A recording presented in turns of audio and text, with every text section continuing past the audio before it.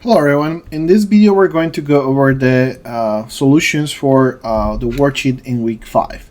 So first we have an exercise that was previously explained, but we're going to go over again. We have the arc length from 0 to 1 of the function x squared. So if we use this formula here to calculate the arc length, we'll have integral from 0 to 1 and then square root of 1 plus the y dx is 2x, right? So 2x squared dx. And this is going to be the integral of the arc length. Now, however, this integral is a bit complicated. When we have this root, initially we can think, well, maybe we can do this with a simple substitution. And we go with x equals 1/2 tangent of theta, and the x is 1/2 secant square of theta, the theta. And if you're wondering why did I pick 1/2 of tangent of theta instead of like 2 or something, remember that when you're doing this type of integral, you factor out the 4, and so you really have 4 factor 1/4 plus x squared. And that's the real shape of the piece that you want to complete. Okay.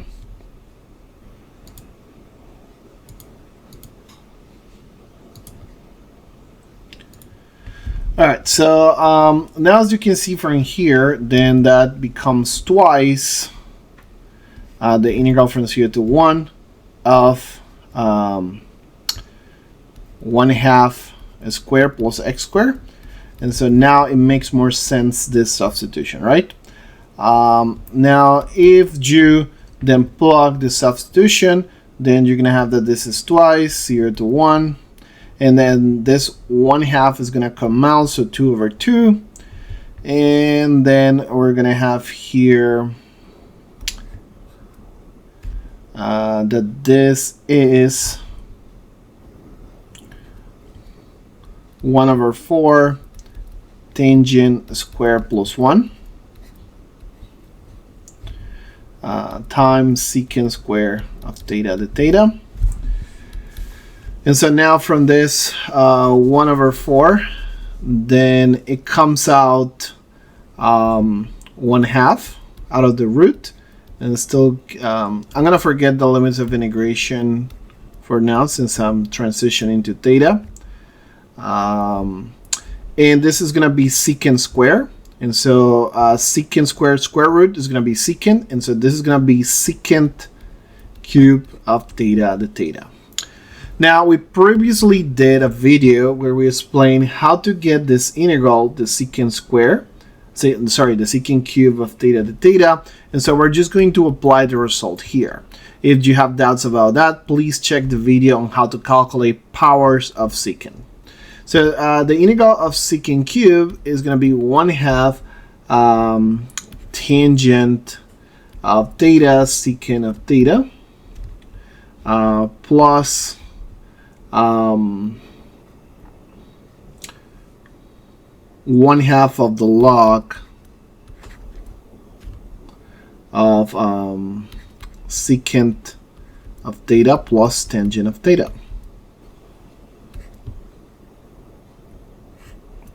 And everything plus c. So this is going to be like 1/4 at the end. But since we got to go back to the original variable, notice that we have this 1/2 here. So I'm going to just maintain this 1/2 out for now. And this 1/2 of tangent becomes x. And secant of theta, if you do the calculation with the triangle, remember that 2x will be tangent of theta. So this is 2x/1. And this is going to be 1 plus 4x squared in the hypotenuse. And remember that cosine of theta is essentially adjacent over hypotenuse, so 1/this. And secant is that flip around, so that means that this is going to be 1 plus 4x squared in the square root. And then back,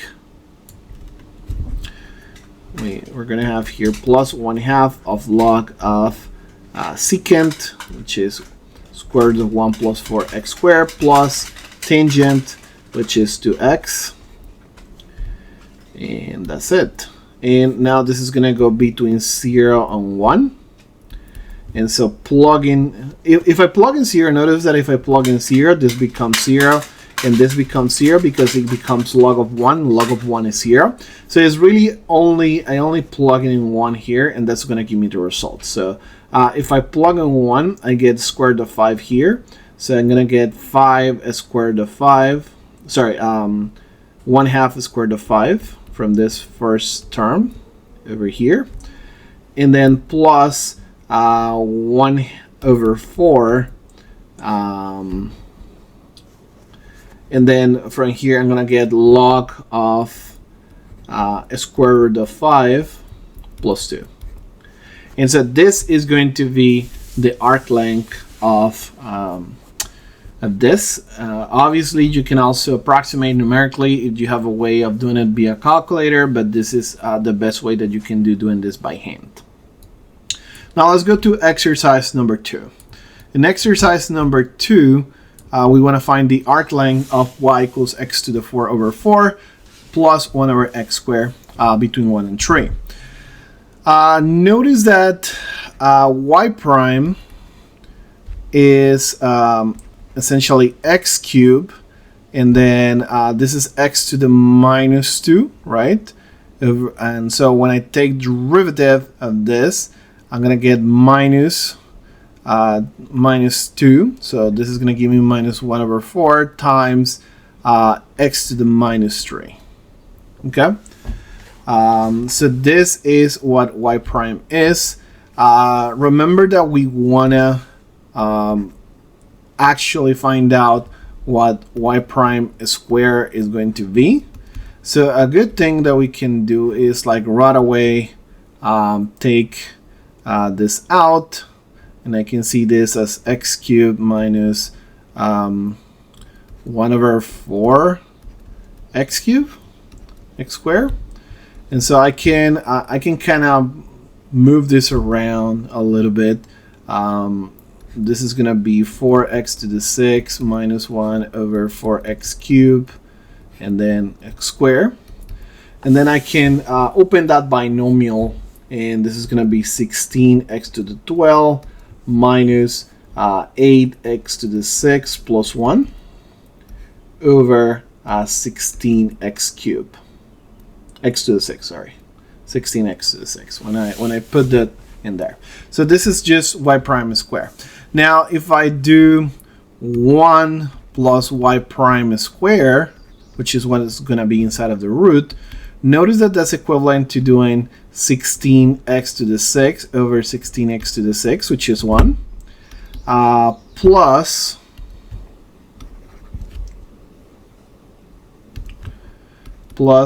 this part here, 16x to the 12 minus 8x to the 6 plus 1 over 16x to the 6.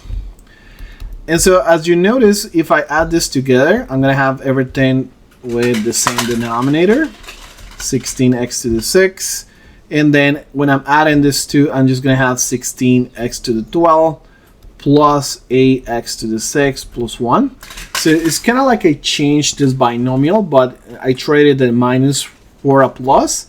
And so that's pretty much going to convert this into just 4x to the 6 plus 1 x squared over 4x cubed x squared. And the reason why it matters is that because now you can see that if I do 1 plus y prime square and take the square root, this is going to be simply 4x to the 6 plus 1 over 4x cubed. Or I can simplify that even more, and this is going to be x cubed plus 1 over 4 x to the minus 3. And so now with this simplification, then I can calculate the arc length, which is going to be the integral from 1 to 3 of 1 plus y prime squared the x, and that's just going to be simply the integral from 1 to 3 of x cubed plus 1 over 4 x to the minus 3 dx, and that's going to be x to the 4 over 4 minus 1 over so this is going to be x to the minus 2 over minus 2, so it's going to be minus 1 over 8 x to the minus 2, and this between 1 and 3. So this then I plug first in 3, and this is 81 over 4 minus 1 over 72, and then now I plug in 1, and this is 1 over 4 minus, and then plugging in 1 is 1 over 9. Wait a minute. Yeah, 1 over 8. And so if I simplify those numbers,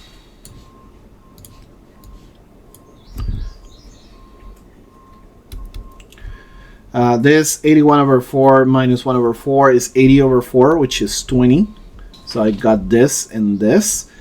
And because this is 1 over 72, I can see this 9. If I multiply by 9 here, I'm going to have minus 9 plus 9 over 72. And so that will be 8 over 72. So I'm going to get an 8 over 72 here, but that's a 9. So this whole thing is going to give me a 29. Okay? And that will be the arc length for this second exercise. Now let's transition to the surface area of revolution.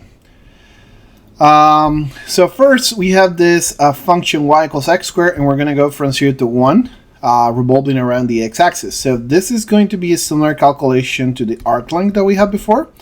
We have a is equals 2 pi, 0 to 1, and then we have y equals x squared, so we have f of x here, and then we have 1 plus 2x squared dx. So that gives me 2 pi, 0 to 1, integral of x squared times 1 plus 4x squared. And again, this is one of those integrals that is going to be hard to calculate. So we do it by substitution. We're going to go with x equals 1/2 of tangent of theta. I already explained how to go ahead and arrange this in a way that functions for that integral. But simply, we're going to get now 1 over 4 plus x squared here. And this is where this substitution is gonna make sense here. This, because we're putting out a 4 square root of 4, then this becomes 4 pi for now. And now we use the trigonometry substitution. So this is 4 pi. I'm gonna forget momentarily the limits of integration, and this is going to be 1 over 4 tangent square here. And here we're going to have a secant. We're going to get 1/2. And this whole thing becomes a secant because it's tangent square plus 1, which is secant square. In the square root, then we have a secant. So 1/2 secant. And then the dx is, of course, 1/2 secant square of theta to theta. And so we have another 1/2 secant square of theta here. So with all this 4 is going to cancel out with this 4, but we're now going to have a pi over 4 because this 1/2 and 1/2 becomes on that. And so now we have pi over 4 tangent square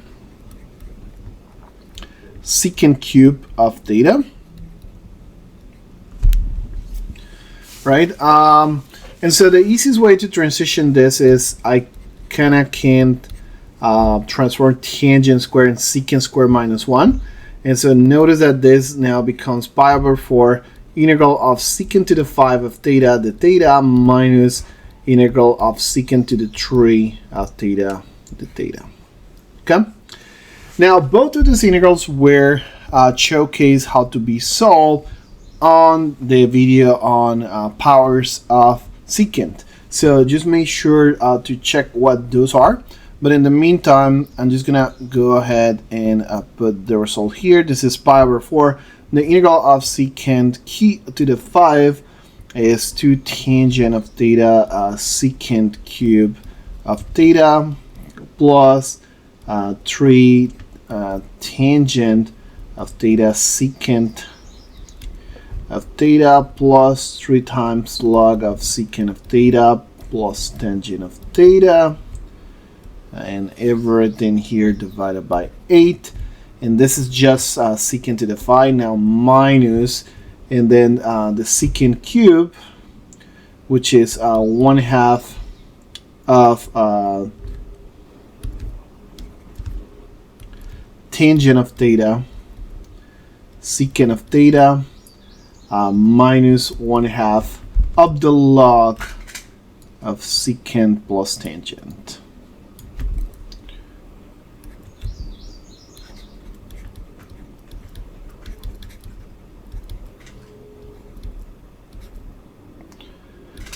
Okay, and so this is quite a big thing here, and we gotta put it back on terms of x again. And so as you can see here, 2x is equals tangent, and we saw from before that 1 plus 4x squared was going to be secant, right?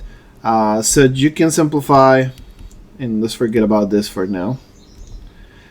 This is pi over 4. And then here we have 2 times x is 4x, and then secant is going to be 1 plus 4x squared to the 3/2 plus 3 times 2x, 1 plus 4x squared plus 3 times the log of 1 plus 4x squared plus 2x, and then all this goes divided by 8. Okay, and then minus 1/2 2x 1 plus 4x squared minus 1/2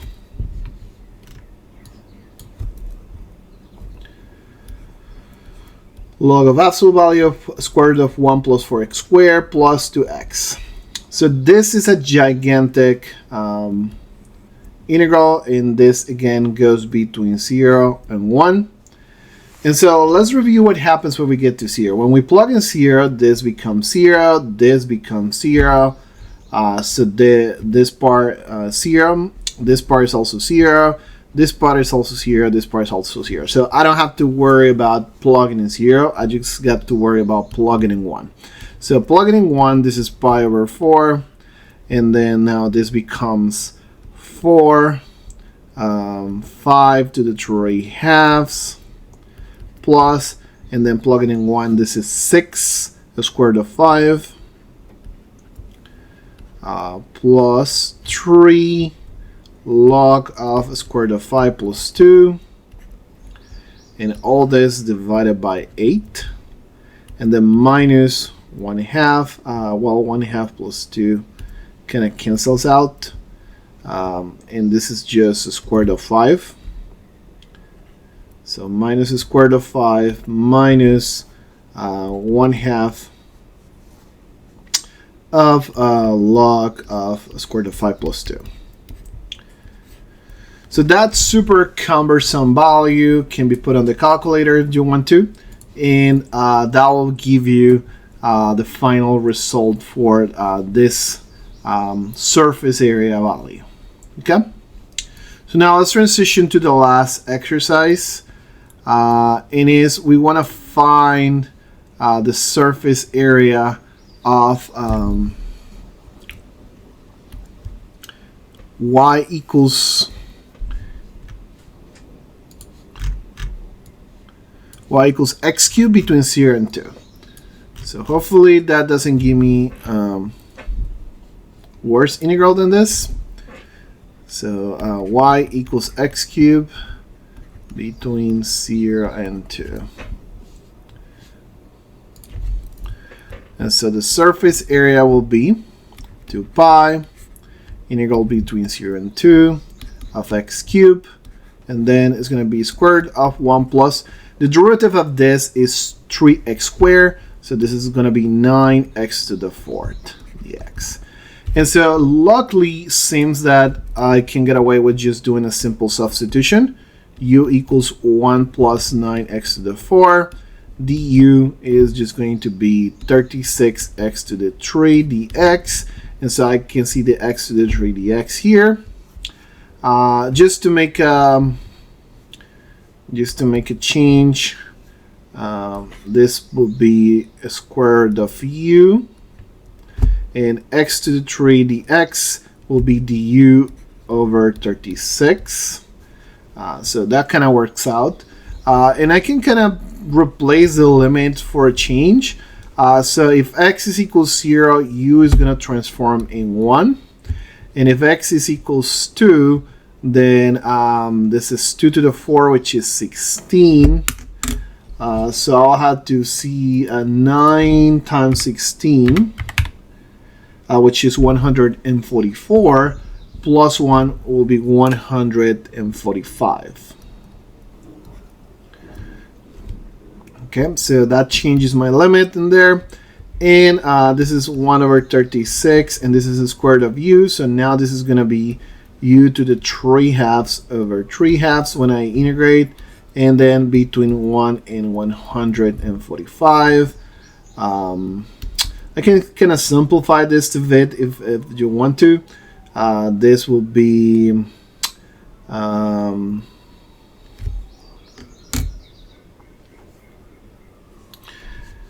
18 times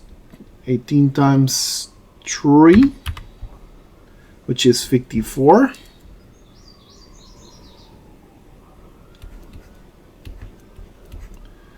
And 145 to the 3 halves minus 1. And this clearly is going to be a number that is positive, so it is a good surface area. And that's it. This concludes the solutions for week 5.